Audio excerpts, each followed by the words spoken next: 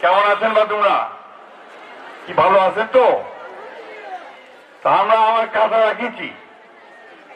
আমরা প্রথম যে কাজটা আমরা শুরু করলাম এই ফ্যামিলি কার্ডের, আপনাদের এই মাঠে বক্তৃতা করে গেছিলাম আমি, মনে আছে ইলেকশনের আগে, ওই পাশে, যে আমরা যদি সরকারে আসতে পারি তাহলে আপনাদের জন্য, মাদের জন্য আমরা ফ্যামিলি কার্ড চালু করব। আর ফ্যামিলি কার্ড জিনিসটা কি?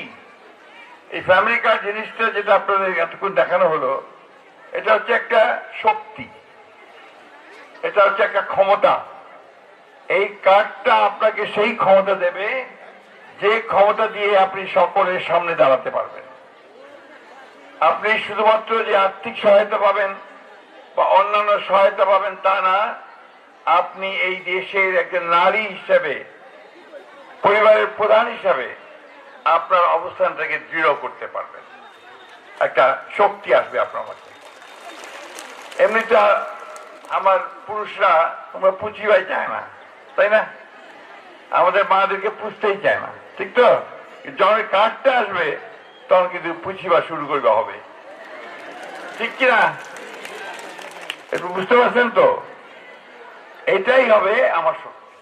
এবং আমাদের চেয়ারম্যান তারেক রহমান সাহেব, এটাই হচ্ছে তার মূল লক্ষ্য, যে আমি সমস্ত মাদেরকে আমি ক্ষমতায়িত করতে চাই, ক্ষমতায়ন করতে চাই, তাদের শক্তি বাড়াতে চাই। এমনিতেই আমাদের মায়েরা কিন্তু সবচেয়ে বেশি সংগ্রাম করে। একটা পরিবারের জন্য তার সংগ্রাম সবচেয়ে বেশি। ছেলে মেয়েদের টিকিয়ে মানুষ করা, টিকিয়ে রাখা, তাকে ভালো খাওয়ানোর চেষ্টা করা, তো সেই শক্তিটাকে আরো বাড়ানো।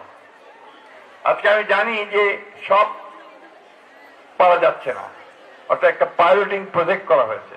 আপনারা শুনেছেন যে সারা দেশে মাত্র 14টা ইউনিয়নকে বেছে নেওয়া হয়েছে, যার মধ্য থেকে মাত্র আপনার 550, 600, 700 এরকম পরিবারকে আপনার এই কার্ডটা দেওয়া হবে।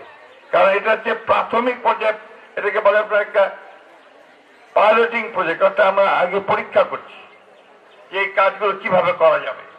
এই কাজগুলো করতে গিয়ে অনেক ভুল ত্রুটি হবে, অনেকে হয়তো বাদ পড়তে পারেন, অনেকে মানে তথ্যগুলো ঠিক নাও আসতে পারে। এই কাজটার মধ্যে দিয়ে আমরা সেইগুলোকে শুধরে নেব। শুধু আপনার মা বোনেরা যারা এখানে আছেন তারা কিন্তু সবাই এই কার্ড পাবেন। ওই আমার ডিসি সাহেব আছেন এখানে, উনিও পাবেন, মহিলা উনিও পাবেন। আবার আমার সামনে যে আমাদের বোনেরা আছে, আমার মায়েরা আছে, আপনারা সবাই এই কার্ড পাবেন। প্রতিটি ঘরে ঘরে যাবে, শুধু একটু সময়ের ব্যাপার। শুরু যখন করেছেন আমাদের চেয়ারম্যান তারেক রহমান সাহেব, প্রধানমন্ত্রী তারেক রহমান সাহেব, তখন এটা অবশ্যই শেষ। আমরা আজকে এই অনুষ্ঠানের পক্ষ থেকে, আপনাদের সকলের পক্ষ থেকে আমি আমাদের প্রধানমন্ত্রী তারেক রহমান সাহেবকে আন্তরিক ধন্যবাদ এবং কৃতজ্ঞতা জানাতে চাই যে তিনি আমাদের রহিমপুরের এই ওয়ার্ডটিকে বেছে নিয়েছেন একটা পাইলট প্রজেক্ট হিসাবে। আমি আস্তে আস্তে হিসাব করছিলাম যে আমাদের কয়দিন হলো সরকারে আসার, আমি দেখলাম যে 22 দিন। তো 22 দিনের মধ্যেই আমরা কিন্তু ইতিমধ্যে কার্ড আপনাদের সামনে নিয়ে আসছি, ঠিক।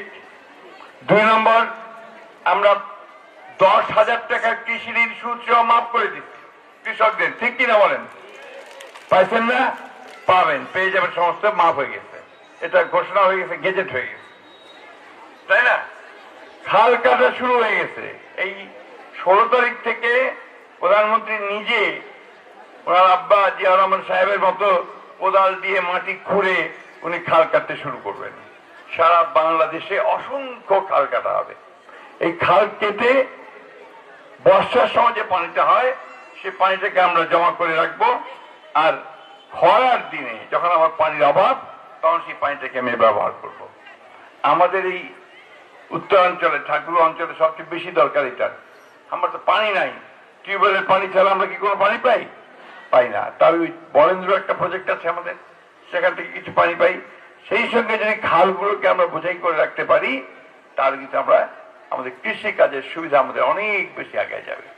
কৃষক কার্ডও দেওয়া হবে, প্রত্যেকটা কৃষককে তাদের কার্ড দেওয়া হবে, যে কার্ডটা নিয়ে উনি ওনার সার, সেচ, আপনার পানি কি সঙ্গে আপনার বীজ এগুলো উনি কিনতে পারবেন ন্যায্য মূল্যে, এবং তার যে পণ্য অর্থাৎ ধান ভুট্টা যারা আবাদ করেন সবজি সেগুলো তিনি ন্যায্য মূল্যে পান সেই ব্যবস্থা করা হবে। এটা তো একদিন হবে না ভাই, 15 বছর আমাদের উপর দিয়ে একটা স্টিম রোলার গেছে। 15 বছর কোনো আইন কানুন ছিল না।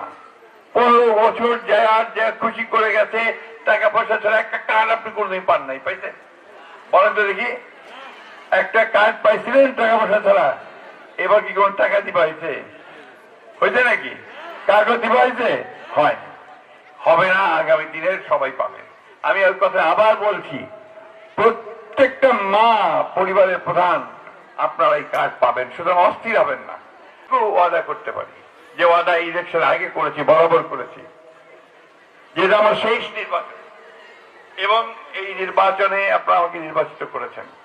আপনাদের কাছে এই ঋণ শোধ করবার আমার ভাষা জানা নাই, পথ জানা নাই। আমি কিছু কাজ করে আপনাদের কিছু সমস্যার সমাধান করে আমি এই ঋণটা শোধ করতে চাই।